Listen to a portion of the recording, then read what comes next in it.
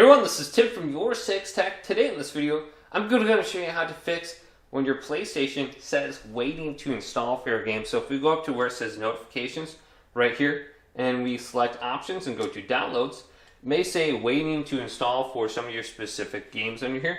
What we want to do is press options in this menu and then go to delete, and then go to select all and delete all the notifications under here. Then delete the game that you are downloading right now as well. So there's nothing downloading or no updates in there whatsoever. And we simply want to reprompt the game to download.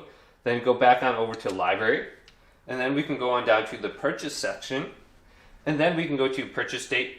Or what we could do is simply go to search right here and just enter in the game. So I was looking up Rayman Legends before. So I can go to it and then select it. And I believe I already have this downloaded. So just re-download it back to your PlayStation. Now another thing that you could try is simply restarting your PlayStation 4. So we can go to power and then restart and see if that prompts the download as well. So just delete everything under notifications and try re-downloading it and you should be good to go. So hopefully this video did indeed help you out. If it did, leave it a big thumbs up. And subscribe to my channel down below for more tech videos coming up next on Your 6 Tech.